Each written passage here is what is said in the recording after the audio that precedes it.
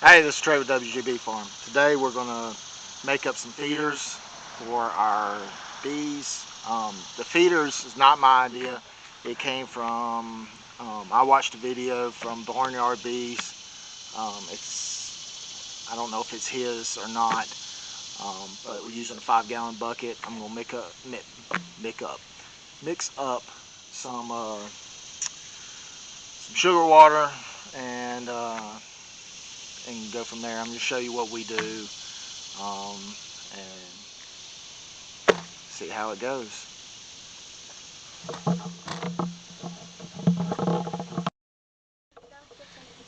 Alright, so today we're going to make some of this syrup. I got a drill with a paint stirrer on the end, 25 pounds of sugar per 5-gallon bucket. I've already started this one.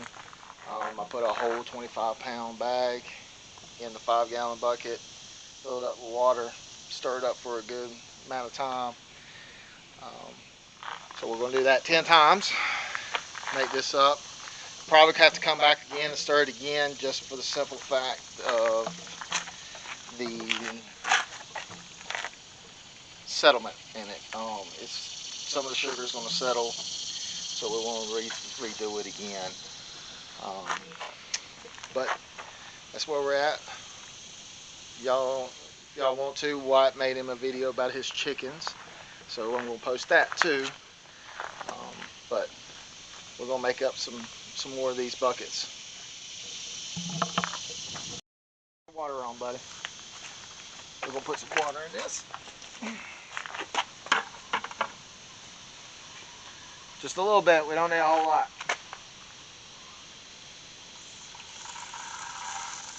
That's good.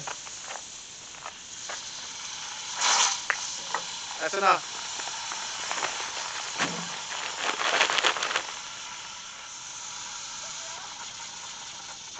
No, I meant that was strong enough. I didn't mean to turn it off.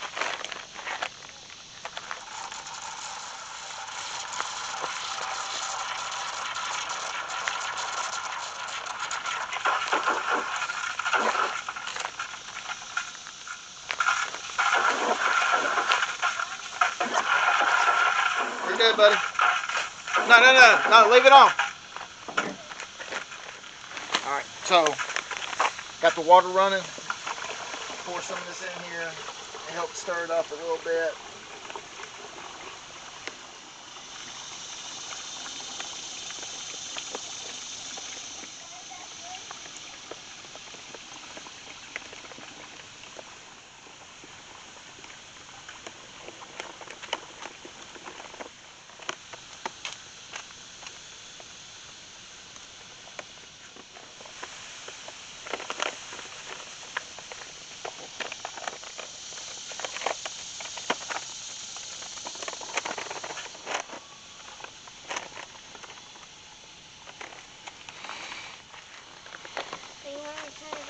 Not yet.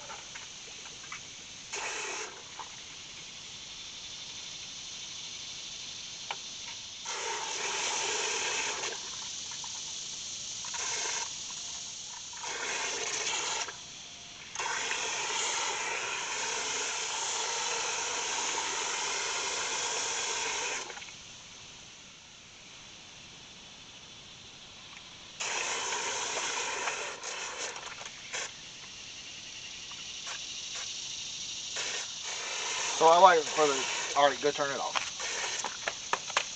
Good job.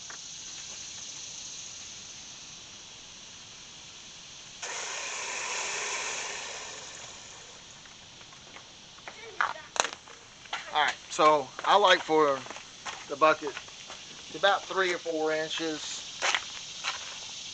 below the very top. Then I've got this paint stirrer hooked to a drill, and just kind of slowly turn it.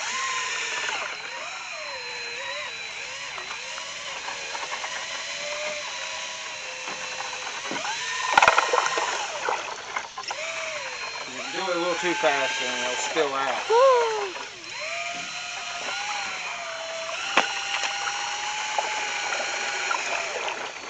like I said, you're going to have to come back and do it again. Just because of the way the settlement, the way sugar doesn't necessarily get all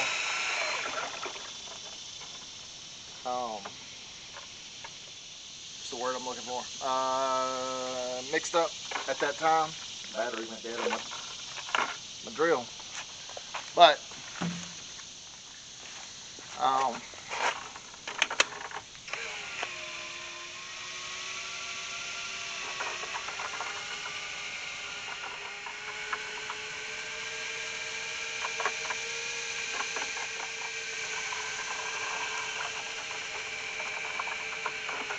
you'll have to stir it up a couple more times just to make sure everything gets in there.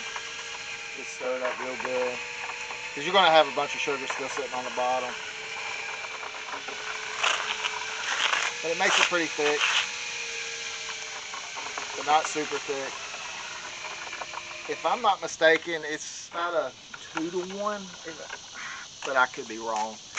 But anyway, that's how we start doing our sugar water.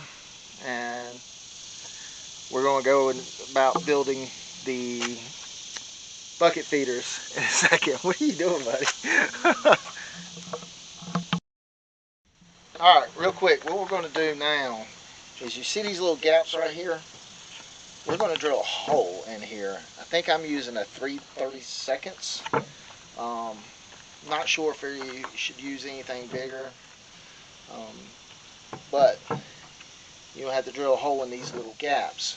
So how it works is you fill your bucket up, and then you put your lid on, you flip it upside down. When you flip it upside down, it creates that suction, and your syrup or your sugar water will creep into these little valleys right here, and the bees will come and get from here. Now, the only place you don't want to do it is in the handle, because it's actually will leak out right here where the handle is, and you'll have syrup everywhere. Not yet, buddy. And you don't want that, because it's just going to pour everywhere, and it's going to be a complete mess. So what I like to do is I like to take it into the sun, and I'm going to see if this will pick it up. You might be able to see it. You see that little rim? I can't really point at it, but you can see where they are at. I like to go in there and mark those, and that's where I'm going to drill my holes. Just be careful not to drill all the way through, and we'll just go from there. We'll see if I can get it taken care of real quick.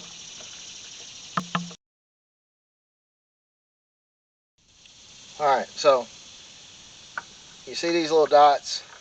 That's going to be my drill points. I know my bucket's kind of dirty, but anyway, that's where I'm going to drill in. They actually line up with this section right here. Now, just like I said, make sure you don't drill into where the handle is, because everything's going to seep out that hole right there. So we're going to go ahead and drill these out real quick, and it's just a quick little punch through and out, in and out, in and out, in and out, in and out. So I know it's kind of hard to see, but just take your drill, find your little hole, make sure you got it on.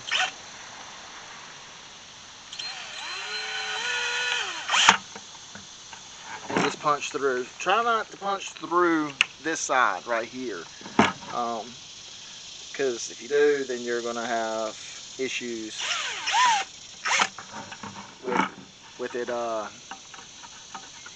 burning through. Now, I guess you could try going in this way.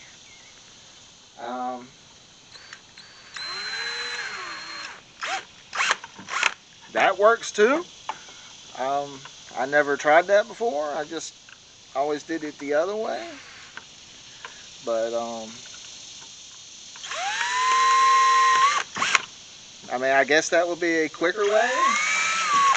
You're less likely to make a mistake. So there we go. We learned something together. It's a little easier this way. Oop, well, there you go. I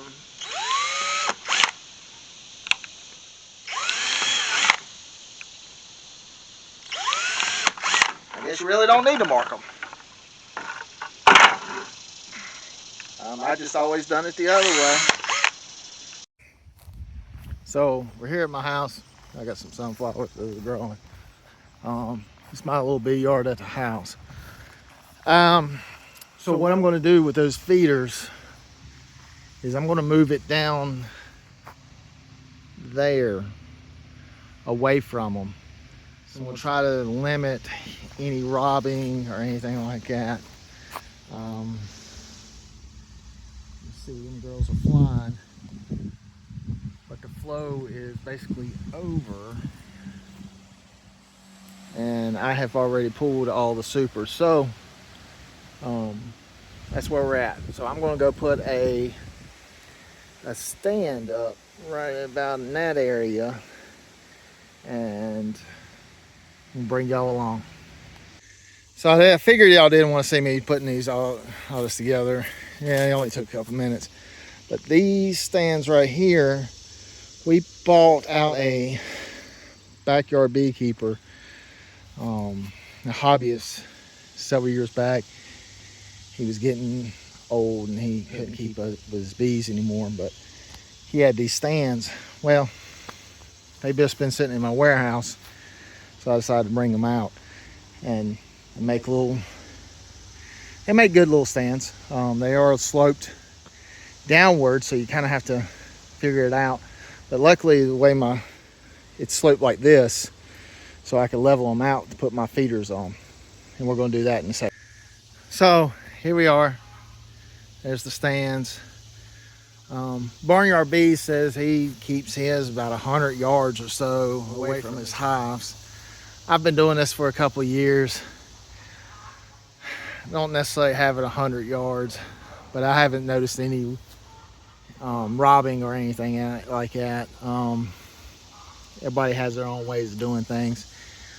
I guess with as many bees as he has in one yard, I'd be a little scared too about the robbing circumstances, because he makes such small splits, and he's growing them up. But you know, I'm not saying he's wrong, I'm not saying he's right.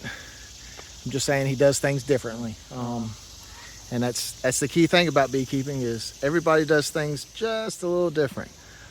I don't have as many hives in this yard as he does. He also has a whole lot more room than I've got, so we do what we do with what we got. Anyway, I'm going to fill these up, fill those two up with those buckets right there, flip them over, and I'll show you what I'm talking about. All right, so you can see where these little crevices right here are full. That's what you want. I'm trying to make sure this is as level as possible so they don't drip over. You're going to have a little drippage when you first flip it over, because it's got to get it. You got to get that suction, but that's where it's at right now. So I made a mistake, and go ahead and show you that too. I filled this bucket all the way up. Didn't think about it. I was just, I guess, being a little crazy, and filled it all the way up past the holes, and it started spraying everywhere. Now that can cause robbing, but hopefully it doesn't. You can see where all the syrup is everywhere. Hopefully it doesn't, but like I said, I spilled syrup everywhere. That's one of the buckets. I'm gonna leave it out, let the bees rob it out, get all the syrup off of it. That's the other bucket. It still has a little bit in the bottom. I'll just save it for later. Maybe for one of the other hives that in the week and need a little extra boost. But that's it. That's how I made them. And hopefully I can come back in about 30 minutes, 45 minutes, and there'll be bees all over it. And if there is, that means they need it. If they don't take it, it means they don't need it. There's something else blooming out here. I don't know what they're working. If they're working anything, they're getting a little restless. So hopefully we can help them out a little bit, get them ready for winter, because we got to start thinking about winter now. Even though it is July, middle of July, we got to start thinking about winter. Got to start thinking about treating, all that fun stuff, because we don't want them. We got to make sure we get the mites under control. Anyway, I'll see y'all around. Like, subscribe, do all that fun stuff for me, please. It really does help us out. We really do appreciate it. Thank you very much. Y'all have a good day.